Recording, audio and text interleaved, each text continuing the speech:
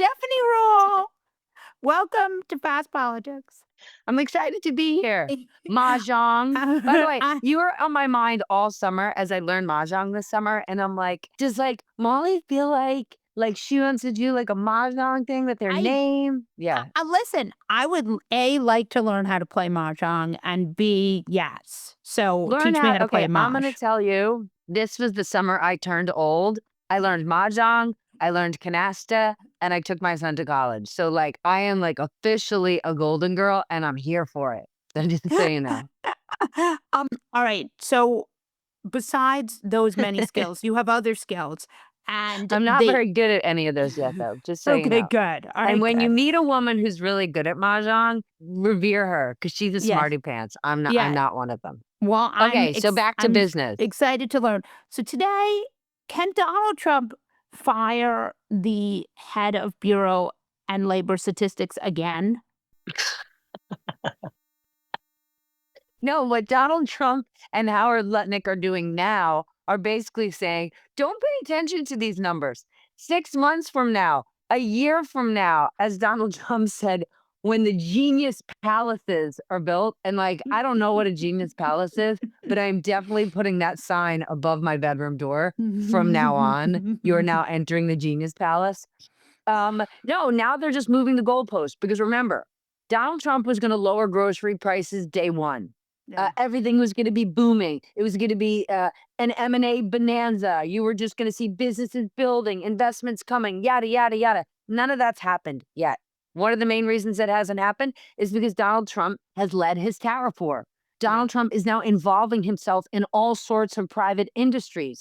And what happens? That freezes up business because nobody knows what's coming next. Because as opposed to what Republicans swear that they are, free market capitalists, you now have a president who's directly getting involved in all sorts of businesses here and abroad. So businesses don't know what to do or how to spend their money, and they're not investing. Okay. So here we are 9 months in. We're getting a jobs report that's not strong. We're getting revisions to previous months that are lower and lower and lower. And core inflation is above 3%. So Donald Trump is going to get what he wants. Investors are going to get what they want, and they're going to get a rate cut. But they're not getting a rate cut because inflation's down. We're getting a rate cut because we have many, many signs that the economy is slowing. So here you have it, America. Employers are not hiring. Employers are not raising wages, and things are costing a lot of money. Below stagflation. This is America. So let's talk about that. The reason that they didn't want to cut the rates until now was because of the worry of inflation. Is that no longer a worry? It sounds like it's not. Or is it just such a dire? Explain why they're doing it now. It's still a worry, but the Fed has a dual mandate to make sure the economy is growing and to keep inflation in check. It's not one or the other. And this is the thing about investors and Donald Trump. Investors want a rate cut, and they also want a stable economy, right? And I shouldn't say that. They want a growing economy. They want a strong economy. And it's not that we have a bad economy. We don't. We have a good economy. But things are weakening because of Donald Trump's trade war. And you still have this pesky inflation situation. So we're going to get the rate cut, but not necessarily in the way that Donald Trump wants. And just yesterday, when Bill Pulte, who runs the housing agency that tipped off Donald Trump, claiming that Lisa Cook, the Fed governor, committed fraud, he's now sort of planting the seeds that, well, listen, Jay Powell hasn't fired Lisa Cook yet, and that could end up being cause for him to get fired. It's like Donald Trump is dead set at this point that he desperately wants to fire Jay Powell, and it's not for malpractice. It's about control. Since Donald Trump took office this second term, it's how can I bend every cabinet member, every industry, every leader to the whims of what I want, every country to the whims of what I want. And Jay Powell hasn't done it, and he is dead set on firing him. It makes no sense because Jay Powell's term is done in 9 months. He's going regardless. But it's like Donald Trump needs to win this one. And Scott Bessent has warned the president, do not do this. It is not a good idea to fire him because, one of the core tenets of American exceptionalism is our central bank being independent. Because, Molly, every single politician who lives on short-termism, which they all do, because they all need to get elected every 4 years, would say, let's cut rates down to zero. Because if rates are at zero, we're going to buy houses. We're going to borrow, and spend. But politicians who just worry about the short term don't have to think about the big picture, long-term impacts. That's what the Fed has to do. And that's why the Fed's independence is crucial. And this is the first time in our lifetimes we are now hearing Fed governors talked about, like, this one's on my team, this one's on your team. Right. That's not how the Fed operates. It was never like the Supreme Court. Right. And the Supreme Court was never supposed to be like the Supreme Court. But, Correct. But explain to us, if you lower interest rates, what is the danger? That things are going to heat up too quickly, right? That everyone is going to start spending and everyone is going to start borrowing. Like, oh my gosh, my credit card rate's nothing. I'm gonna spend. When the underlying economy isn't strong enough, and the risk in doing that is bad for us across the board.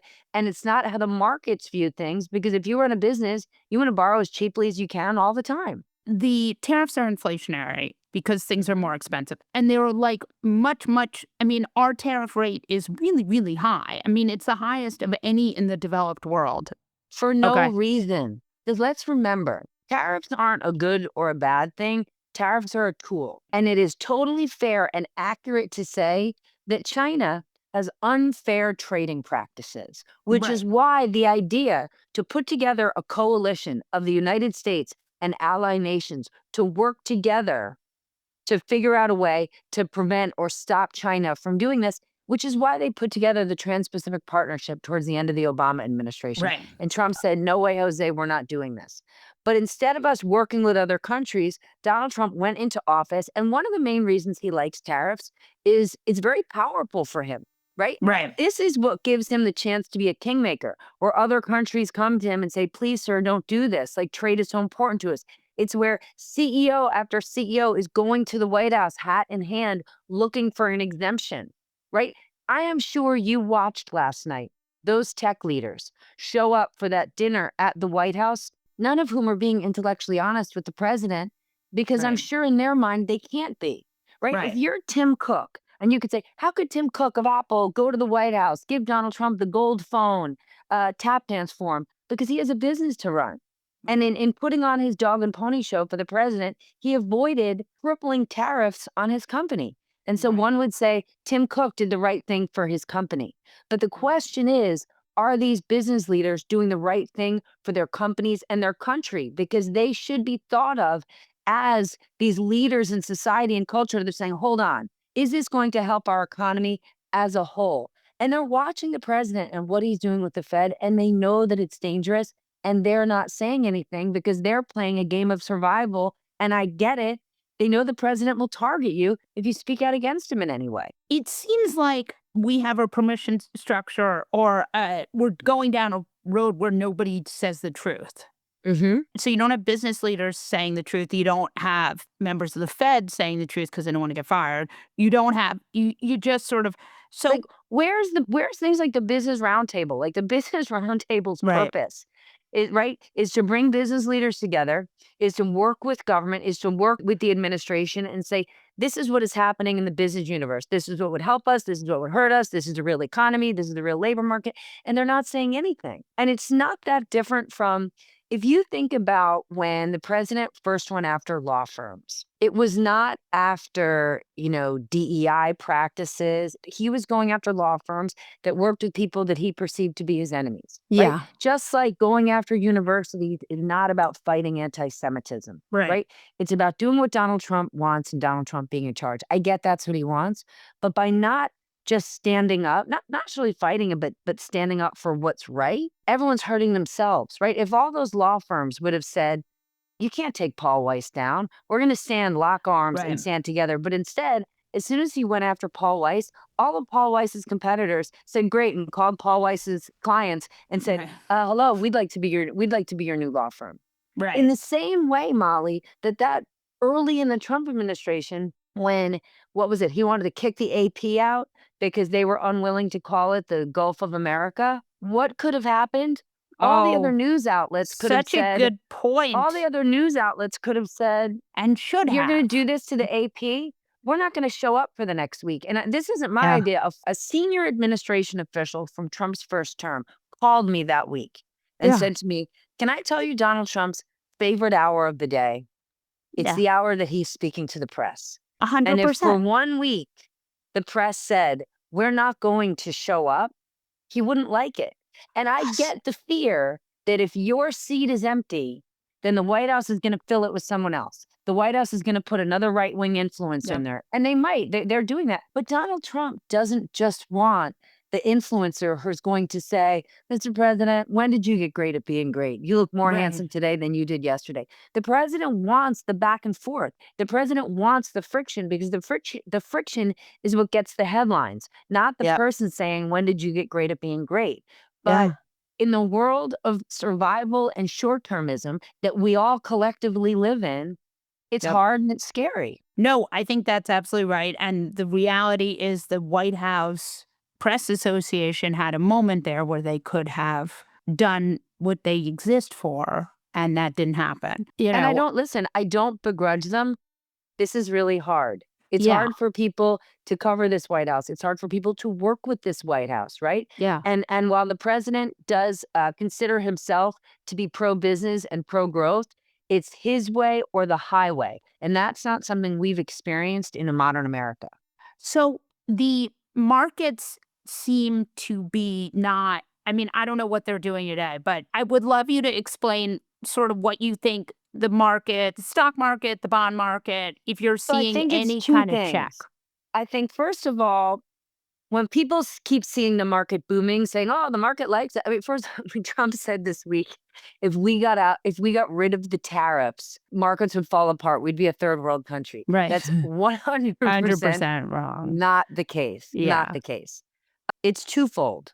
It's when we talk about the markets, we're not talking about all the Fortune 500 companies out there. We're not talking about all the publicly traded companies. At this point, you have 7 giant mega companies that are really not affected by tariffs. They're not affected by immigration, that are so big and so valuable tech giants, and they're overweighted so much in the markets that's what people look at, right? Like the power and the weight of NVIDIA gets all of Right. our attention, and we're ignoring the fact that John Deere is laying off people. Nike is telling Right. us what the tariffs are going to cost us. Walmart is warning what's happening to consumers or what's happening to prices. So you have to think about the fact that we're in this AI boom, that Yeah. investors are flooding cash into Yeah. any company that has any association or connection to AI, which is why there are folks out there that worry that we could be approaching an AI bubble like we did a dot-com bubble. I'm not saying that we are, but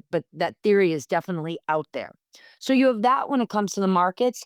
And the other side of the markets, they don't actually believe that Donald Trump will follow through with doing anything truly draconian, right? The tariffs that we actually have, though they're crippling, though they're painful, they're not the 50 and 60% tariffs that Donald Trump was threatening on that first Liberation Day. And it was, I can't remember who came up with the term taco. Trump always checkers Right. out. Was it the FT? Yes. Was it Barron's? Someone. Investors across the board really believe that. They Right. believe that Donald Trump's the only evidence we've seen of a guardrail on him in his second term has been markets dropping, has been the Right. bond market knocking on his door and Scott Bessent running in and saying, Mr. President, I need to explain to you, when people lose faith in the US dollar and they lose faith in the fact that this isn't the safest, best place to invest, and that cracks, that's devastating. That's when Donald Trump backs off and says, Right. oh, we're not going to go with the tariffs. Or we're going to. So there's a belief that he talks a big game and it's a huge headache, but at the end, he's not going to go through it, which is why if I talk to CEOs who run actual companies with thousands and thousands of employees who have to make things, navigating Donald Trump is significantly harder because business planning is very hard under Donald Trump. But if I talk to investors who can buy or sell an entire portfolio within the span of 10 minutes, they know how to play with Donald Trump. They Right. understand the volatility, they understand it, and they can make a huge amount of money. But if you are running a company where Right. you're planning, hiring, firing building factories, expanding, investing in other countries. It's damn near impossible to do that under Donald Trump, especially as it relates to the tariffs, because they're on today, they're off tomorrow, and 3 years from now, when he's not president anymore, they're most likely not on. So are you really going to invest billions of dollars in a long-term project that might make no sense just a few years from now? Exactly. And also the bond market, I'd love you to just talk about, like, there still is some amount of dollar abandonment, right? There's not, we Yes. are, so that may not be showing up in the markets yet, in the But Dow it or could, the and things could turn, S&P. but it could, and it could turn on a dime in a second. And we'll just try to make it as basic as possible, right? Yeah. When we talk about the bond market, we're talking about US Treasuries. And investors from around the world, that's where they park their money, right? Even when there's a stock market disaster here, even when there's a subprime crisis here, that US dollar remains the reserve currency in part because we have an independent Federal Reserve, right? Don't believe me? Look at countries like Turkey, look at Greece, look at Argentina, where you didn't have independent central banks or where you couldn't trust the government data, the economic data, because politicians were getting involved and they faced dire consequences. But because for over 100 years, we've had an independent Federal Reserve, people say this is this, the cleanest dirty shirt, the safest place to put your money. But if suddenly those things are in question, it'll make it more difficult and less attractive to invest your dollars here in the United States. And that will mean it will be more expensive to service our debt. 100%, right? And that's the thing that we have to remember about debt and deficits here. We don't even pay down the debt. Right. All we do is service the interest. So compare that. Imagine if you had huge, gigantic, crippling credit card debt. And every month when you were paying your bill, you were never even considering chipping away at the principal. All you were ever doing is servicing the interest, which is what we do as the United States government. And what blows my mind is that maybe 6 months before Donald Trump won this election, I watched Scott Bessent, who was, sort of like maybe he was an unofficial, maybe an official advisor to the Trump campaign. I don't remember, but he was closely tied to the Trump campaign. I watched him speak at a conference and he was visibly angry and shaken at Joe Biden and the amount of government spending that went on during the Biden administration. And he basically said, I want to be part of this next administration. And he wasn't being boastful, but because he wanted to save America. He felt like the fiscal cliff was coming, spending was out of control, and doom was on the horizon. Well, I barely hear him ever speaking about this. Why? Because debt and deficits are ballooning under Donald Trump. What is the big, beautiful bill, if not super costly to this country? So this idea that like Doge was going to come in and cut billions and billions of dollars of government spending to get us set right, well, that didn't happen. And then we were going to pass a budget that was going to be far more fiscally responsible than anything Joe Biden ever did. Well, that didn't happen. So now we have huge debt and deficit, and we're potentially putting ourselves in a position where servicing that debt is only going to get more expensive. No bueno across the board. We touched on Lisa Cook for a minute and how she might be the way that Trump world could try to fire Jay Powell.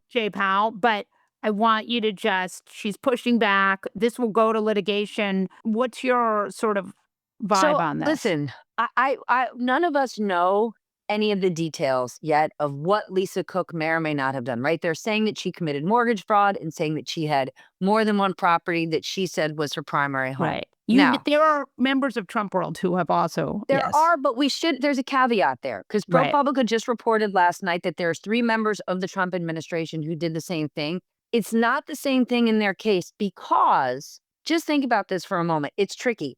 If you're, let's say, a new cabinet member, you might actually have a primary home in DC because that's where you're working, and in your home district because that's where you're from. So it is somewhat complicated. So these 3 examples that ProPublica has given is different. It's complicated. Now, they claim that Ken Paxton, the Deputy Attorney General of Texas, they believe he did the same thing as Lisa Cook, if Lisa Cook even did it. We do not.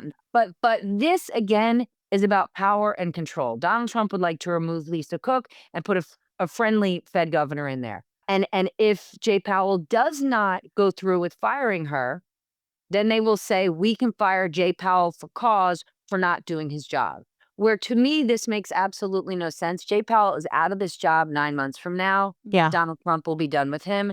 It will roil and rattle markets to do this. So what's the point? There isn't one. This is, to me, about control.